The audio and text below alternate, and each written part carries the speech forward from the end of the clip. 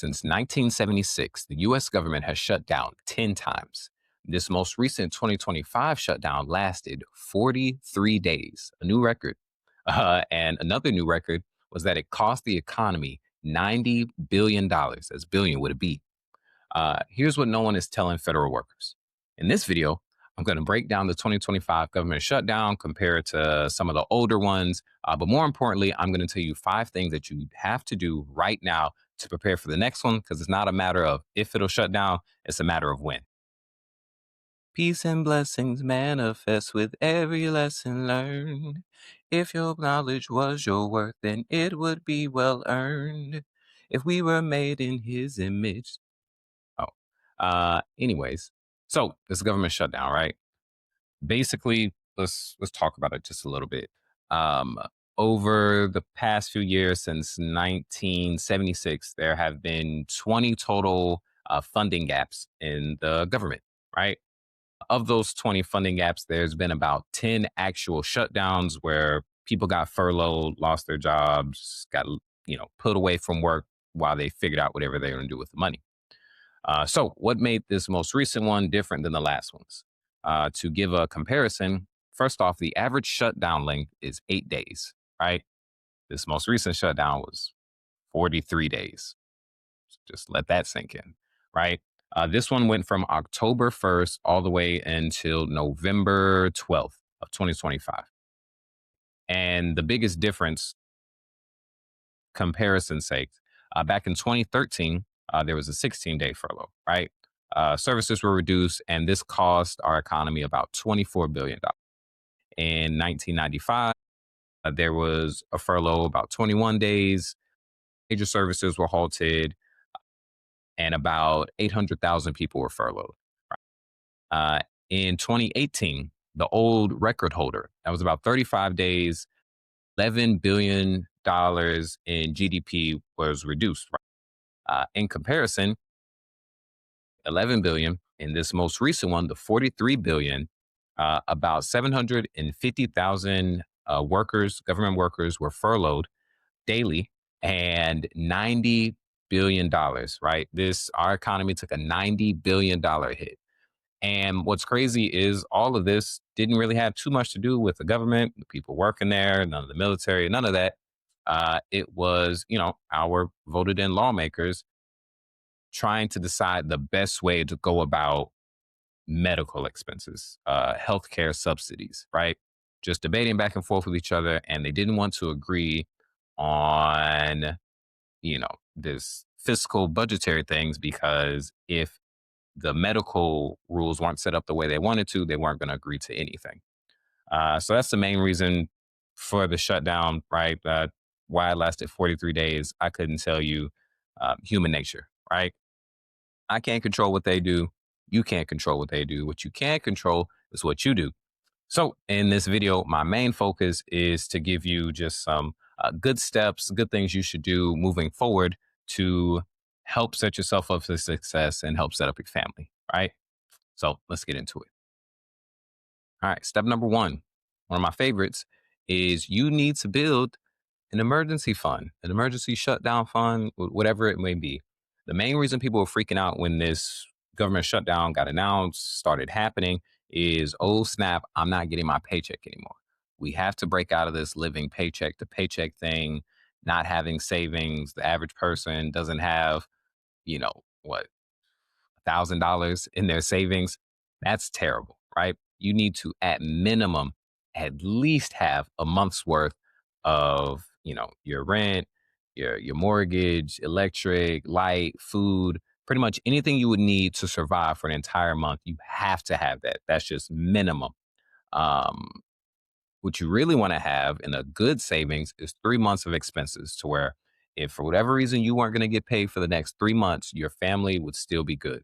Right now, I'm talking to men, women, whomever. If you are the head of household, right, you are the sole income bringer of your house, you need to have 6 months of expenses.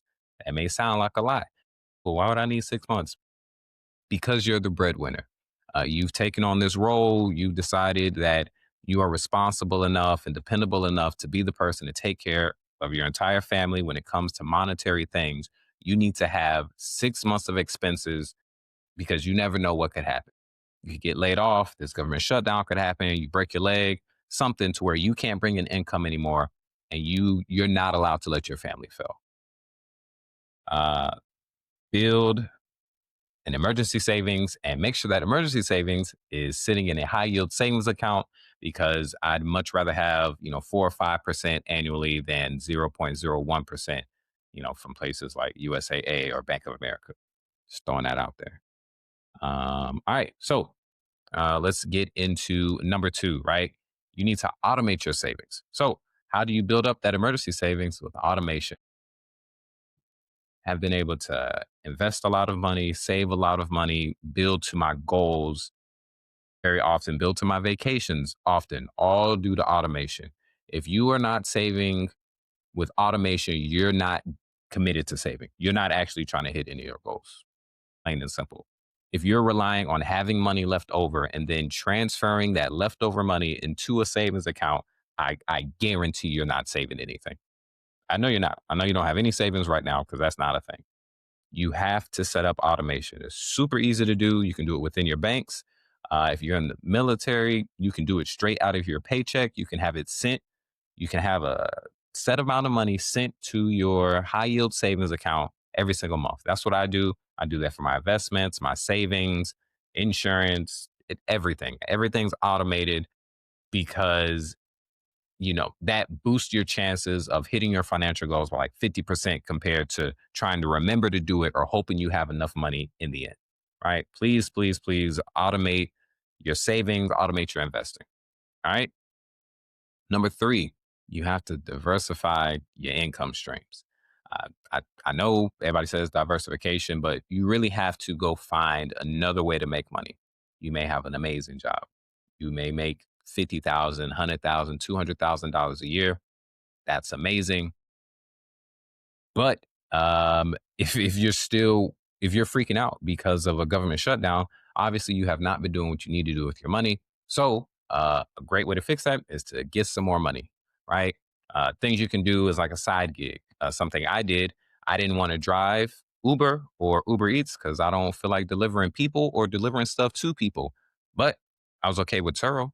I was okay with renting out my car and letting somebody else go do those things with my car and then bringing it back to me and then I getting paid. So find something, either stick to some of your strength, like what I'm doing right now, right? I'm teaching people about finances because that's one of my passions. I get paid a little bit from it, right? Hopefully in the future I get paid more. Join Mammoth Money Academy and help me out. So either stick to your strength or just go find something that doesn't bug you enough and can make you some money. That was Turo for me. Find other things you can do, cut grass, clean out trash cans. There's a whole bunch of little things you can do on the weekend to make a couple extra 50, 100, $200. And then that can build up your emergency savings. And then, so number four, right? Understand your benefits and your protections. So a big thing with this, outside of just the direct money that you have in your account is people knowing what they're entitled to, right? So as a government employee, if you did have to work during a furlough, during a government shutdown, you are entitled to back pay. Please make sure you get your back pay, right? The Government Employee Fair Treatment Act of 2019 pretty much guarantees that you will be retroactively paid if you had to work during a government shutdown. So if you have not been paid, go talk to your employer and make sure you get that money that you are owed, right? Other things, your TSP, if you've been contributing money to there, you can take loans out of that. I've done that before myself. I've taken a loan out of my TSP. The rates are really good and the money actually gets to you very fast. So that's an option. I know a lot of people say don't touch your retirement. I probably shouldn't tell somebody to go touch their retirement as the finance guy, but desperate times call for desperate measures. I'd rather you go touch your retirement and your family stay in their house than you get evicted because you don't have a job at the moment, right? Credit unions, a lot of them offer some 0% shutdown loans. I know USAA, Navy Federal did. I'm sure others did. So just be open to information during these times. That's the main thing. Google stuff, use AI, talk to the helping organizations on your base. There's a lot of help out there. If you choose not to go learn about it, you're going to struggle more than you have to. All right. And that is four. So, number five is invest in a low cost index fund during market dips. So, this one is purely, financial. And basically, what this is you need to invest, right? Probably something I say on all these videos I have is the best time to start investing was yesterday. The second best time is today, right? If you start investing now, you start getting your 8, 10, 12, 14, 20% returns. You will feel a lot more stable the next time a government shutdown happens, right? It's comforting knowing you have a pot of money that you've been putting stuff into regularly, catching market dips, dollar cost averaging into, that you can pull money out of, right? Because maybe it's not your retirement account, it's just a account that's already been getting taxed, that you can pull money out of when you need it. And you can invest in safe things like the S&P 500. It tracks the index fund, VOO. You get it. You see them out the videos. If you haven't and you don't know what I'm talking about, click the link in the description and join Mammoth Money Academy. It's free. Why wouldn't you? And I will teach you about all that so you can set yourself up and set your family up. All right. So, yeah, that's pretty much it, right? Just to recap, government shutdown, this last one for 2025 was 43 days. It cost the United States $90 billion dollars and affected 750,000 families. That's a lot. My family was included, and a tenant in one of my homes was included. It is near and dear, right? And the next government shutdown is coming. Again, it's not if, it is when. So the more you prepare right now, the better off you'll be. You don't have to be a victim. You now have the blueprint. You know what to do. It's up to you to actually do it, right? Pick one of these things from this list. Do it today. A lot of stuff is actionable right now.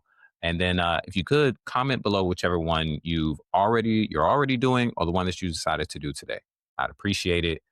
And yeah, if you found any of this valuable, helpful, please hit the subscribe button, hit the like button, drop a comment. I'll break down anything you need, but that has to deal with stocks, financial literacy. I do stuff for real people, not really Wall Street esque. The next video will cover something about stocks. And yeah, let me know if you need any help. My name is Darius Lester, Money Mammoth. I'll see you later.